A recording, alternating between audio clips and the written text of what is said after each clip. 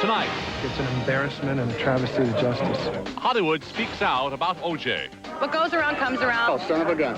From Tom Hanks to Andy Rooney, you won't believe what the stars are saying about O.J. Simpson. And find out his secret plans to make millions. Plus, Yes, sir. the Jag punk has some surprising new competition. Good to see you. See how Oliver North handles going from government scandal to television star. Got my script right here, just in case. Oliver North on a mission with Jag. Loni Anderson. E.T. was the first to tell you about her book on Bert. Now there are more shocking revelations. Plus, Keeps me sharp, on the edge. Al Pacino pairs with Robert De Niro. The result really turns up the heat. Plus, Winona Ryder, torn between two lovers. It's just confusing, isn't it? Find out what Sybil, Farrah, and Raquel all have in common. Is anybody sexy forever? Plus, a supermodel in her sexy new skivvy. This is the closest thing to your body, so it should be comfortable. A Victoria's Secret model launches her own lingerie. And Baywatch. goes surfing with a babe from Baywatch as she catches a computer wave. So stay tuned. This is Entertainment Tonight for Friday, October 6, 1995. I'm Julie Moran, filling in for Mary Hart. And I'm John Tesh, and Hollywood cannot stop talking about the verdict that stunned the world. O.J. Simpson is keeping a very low profile, but his acquittal and his prospects are the topics of some very high-profile Hollywood conversation. Mark Steines has a sampling for us. Orenthal James Simpson, not guilty of the crime of murder, not guilty, not guilty, not guilty. I think it's an embarrassment and a travesty of justice. Americans are still stunned following the not guilty verdict of O.J. Simpson. So it was still the big news at last night's premiere of the new movie, Now and Then. We were standing around, it was very early in the morning, and we heard the verdict, like everyone, like the 91 share of America that also heard it. Is that what it was? Yeah. We both said, well, son of a gun. I just sat there and looked at the TV for about 2 minutes, and then I turned it off. It's huge. What goes around comes around, and it'll all be taken care of. Andy Rooney may not agree. This Sunday on 60 Minutes, he calls the verdict, quote, the worst thing that's happened to race relations in 40 years. And what's more, he's willing to put his money where his mouth is. I pledge to you this.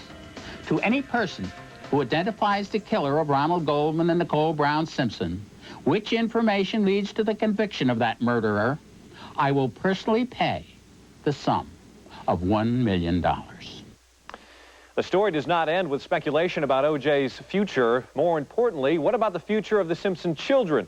7-year-old Justin and 9-year-old Sydney. Next week's edition of People magazine asks the question everyone wants to know. What about the children? O.J. and Nicole's parents are discussing who gets custody. But on next week's Lisa, Nicole's friend, Faye Resnick, says Sydney told Nicole she didn't want to be with her father. When I was sitting in the living room and Nicole said to Sydney, I want to put our family back together, Sydney. I remember Sydney crying and saying, Mommy, no, please. Please. I don't want all the fighting. I don't want all of the fighting anymore, Mommy. Meanwhile, in San Diego, Denise Brown wept as she spoke about the Simpson children and Nicole at a fundraiser. She's trying to teach all kids a new slogan that says, hands are not for hitting. And she's getting positive results in her own home. Now, when the kids are roughhousing and they get a little bit too physical, the first one to say, hey guys, hands are not for hitting, is Justin. So I know it works. Faye Resnick also told Lisa that she tried to get a restraining order against O.J. because, in her words, she fears she's going to be the next Nicole. Julie and John. Thanks a lot, Mark. We'll take a look at how O.J. might cash in on his acquittal later on Entertainment Tonight. O.J. was a major topic of conversation at the Friars Club roast today in New York, but the man of the hour was Steven Seagal. Movie tough guy Steven Seagal was chosen as this year's roastee by the prestigious charitable organization. The annual event is known for its often off-color and tasteless jibes, which are all in fun. I will tell you, they don't get any rougher than the Friars roast. And we got a little taste of some of the sauce that would spice up Seagal's roast. Steven Seagal has spent $300,000 to study martial arts. He also spent $8.75 on acting lessons, for which he got a refund. Oliver North is a man who knows a thing or two about being roasted. He survived a congressional inquiry into his conduct in the Iran-Contra scandal. Now he's trading in his past for a primetime future. Former Marine Corps Lieutenant Colonel Oliver North guest stars on Jag tomorrow as a mysterious government insider known only as Ali.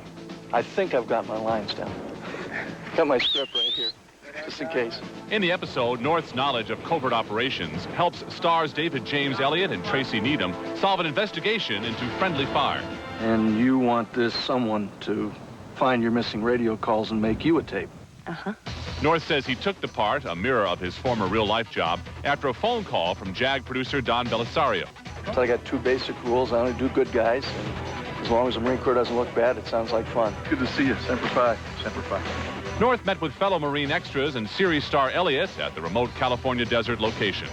I mean, having Oliver North here is a fantastic opportunity to pick his brain about, you know, how you operate in Washington and the protocol that follows there. But how realistic is this new action series? North says very. It is very realistic. I think it's one of the things that's going to appeal to a very big audience because it is realistic. It's not phony. It doesn't make the military look bad. It's realistic. That JAG episode featuring Oliver North airs tomorrow night on NBC. Merv Griffin rose to fame and fortune as a talk show host. Now he's back on TV as Alan Thicke's talk show guest. Merv's at the top of the ET net, the latest from Hollywood. Dennis, it's Merv. Tell him I'll call him back. Merv Griffin makes a guest appearance as himself on NBC's Hope and Gloria Sunday night. Merv tries to convince series star Alan Thicke not to hang up his talk show mic. But behind the scenes, Merv was eager to tease Alan. But I love this show because it's centered in Chicago. And I like that name, Chicago Hope. Oops. Pardon? Oh, yeah, okay, that's fine. Go with that. Go with that. Chicago Hope and Gloria. Attention computer buffs, now your screens can sizzle with sexy shots of Pamela Lee. The Baywatch star is featured in a new screensaver that flashes her photos continuously. And if it's other Baywatch stars you want, you can also surf the net to the show's new website. Awesome. Series newcomer Gina Lee Nolan found out it's a dream come true for Baywatch fans. It's amazing, the different things that it offers. For the Hollywood premiere of Now and Then, it was Rita Wilson in the role of Star and Tom Hanks as the pretty face by her side. It's great. It's escape. Rita plays a mom-to-be in the film, and in real life, she's also expecting, so which is better? Oh, being pregnant in real life. It's much better. It's much better. I got an idea for a movie. Doesn't everybody? And Gene Hackman is all fired up about his new movie, Get Shorty. He plays a schlocky film producer who befriends loan shark John Travolta and hopes to bring Travolta's life to the big screen. If someone were going to make a movie of your life, what would it be, a comedy or a drama, and who would you want to play you? Well, I would want Marlon Brando to play me. I don't know if it'd be a comedy or a drama. Probably a little of both. Winona Ryder's new movie is about a wedding quilt, but the love story has to do with which guy is going to help the quilt keep Winona warm. I'm engaged to be married. So you just want a friendship thing? Winona Ryder really wanted to work on how to make an American quilt, but she had her work cut out trying to choose between these two hunks. It's just confusing, isn't it? Just that kind of way. It was very real. Your father and I are getting remarried. Adding to that confusion is Kate Capshaw as Winona's free-spirited mom. The movie focuses on relationships, and the mother-daughter friendship reminded Winona of home. Because I'm constantly, it's like with my parents, I'm constantly like, you guys, you know, keep it down, you know, or, you know, I you guys grow up. Yeah. Enter the seasoned experts, Anne Bancroft and Ellen Burstyn. They share lessons on life and love with Winona. Is this something you're making for the state fair? It's your wedding quilt, honey. We can't tell you which guy Winona selects, but we can say that in real life, Winona's found the right answer. I think it, you know, most important is to be with someone that you're really good friends with and that understands what you do and where it takes you. Winona is at work on a new film, The Crucible, co-starring Daniel Day-Lewis, and How to Make an American Quilt opens today. That's Coast to Coast. In Hollywood, fame equals money, but does that equation still add up for O.J.? Coming up, Everybody's going to go see O.J. Everybody. what's O.J.'s plan for earning millions? We'll find out. Sexy Freddie will try Frederique's lingerie on for size. My hair people, my face people, it's like, you know, it's like everybody trying to keep you pummeled into shape. Morgan reveals how she'll stay sexy forever. Now see who else is on this hot Hollywood list. Plus, Loni Anderson dishes more dirt on Bert. Whatever score they're going to take next, they're going to have the surprise of a lifetime. And Pacino and De Niro are feeling the heat. We'll give you the first look at their smoking new movie. Is it money, makeup, or the butt master that keeps a star sexy forever? See the stars on Hollywood's most talked about list coming up on ET. Monday on Entertainment Tonight. This is what happens when you go to bed with 3 women, I guess. One Pierce Brosnan as the new 007, plus 3 gorgeous Bond girls equals any secret agent's dream come true. Look, it's Entertainment Tonight. Pierce Brosnan on his first mission as Bond, and it's a tough one. Well, I'm just a guy at heart. Come on, guys. Plus, You realize what you can do? You can get us all killed! Robert De Niro rolls the dice in his new movie. It's Casino, and we have the first look he can't see anywhere else. I want to settle down. I want a family. You got the wrong girl. De Niro, Sharon Stone, Joe Pesci hit the jackpot. That's Monday. Besides rolling the dice in Casino, Robert De Niro is also feeling the heat. That's the new movie that pairs him on screen with Al Pacino for the very first time. Here's your first look at the action and heat, and it's only on ET. He's here. I can feel it. In Heat, Al Pacino is a hard-boiled cop. It keeps me sharp, on the edge, where I gotta be. Robert De Niro is a tough-as-nails crook. You're fugitive number 1 with a bullet. It's double the risk here. You're wrong. It's 4 times the risk, and I'm double the worst trouble you ever had. De Niro's obsessed with stealing cash. Pacino's obsessed with catching De Niro. Whatever score they're gonna take next, they're gonna have the surprise of a lifetime. What's the estimate? 12.2 million. You're on. It all leads to a deadly game of cat and mouse on the streets of L.A. If I'm there and I gotta put you away, I won't like it, but I'll tell you, you are going down.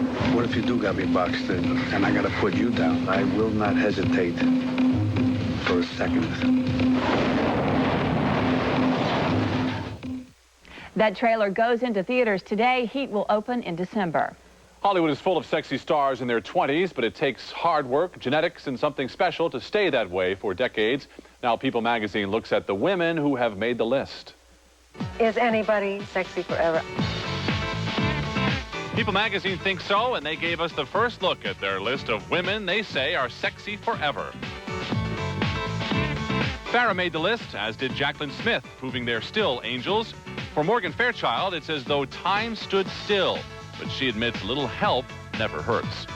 My hair people, my face people, it's like, you know, it's like everybody trying to keep you pummeled into shape. Suzanne Summers showed us what a little butt master could do. Ali McGraw and Jane Fonda look as good as ever, as do Susan Sarandon, Diana Ross, and Dolly.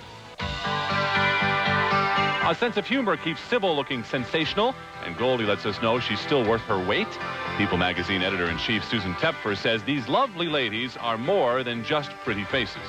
We're lucky. These women provide role models for us, and they show that you don't have to give it up after age 40. No better examples than sultry Sophia Loren or stunning Raquel Welch, who maintains that looking good takes work regardless of your age.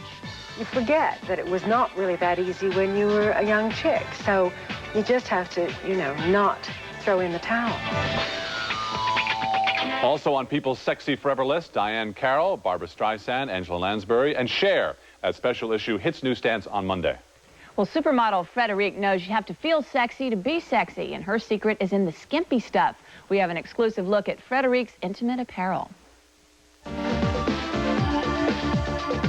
Supermodel Frederique's been slipping into Victoria's Secret's undies for enough years to make her a lingerie connoisseur. So when she decided to launch her own line of intimates, she knew just what to cover.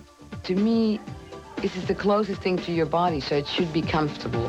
Yet at the same time, you don't want to feel like some blurb in something, so you want to make it feminine and modern.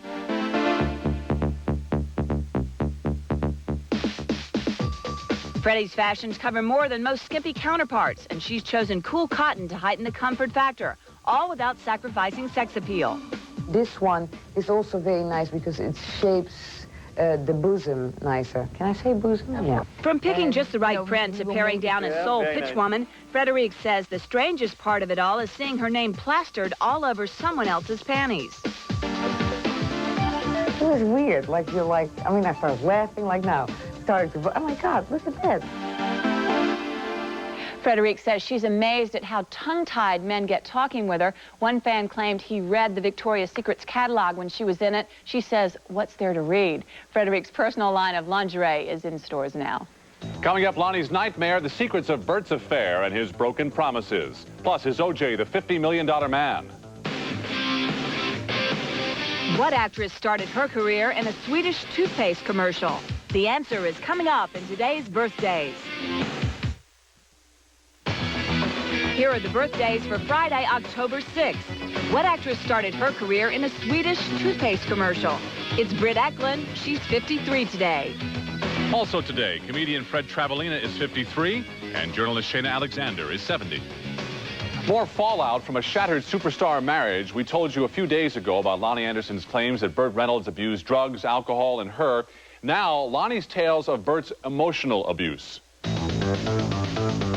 Lonnie's rocky marriage to Burt almost never happened, as she reveals in her new book, excerpted in Good Housekeeping magazine. Burt abruptly broke off their engagement. What he did was, behind Lonnie's back, invited Sally Field to Florida for a weekend, and Loni found out about it when Karen Valentine called her up and said, "Oh, I'll see you on our trip to Florida." And Loni said, "What do you mean?" And she said, "Oh, Burt's flying us all down for the premiere of The Man Who Loved Women." So Loni called Burt and said, "Honey, am I supposed to be throwing a party?" And he said, "Well, no, I'm back with Sally." Eventually, Loni and Burt reconciled, married, and adopted a son, Quentin.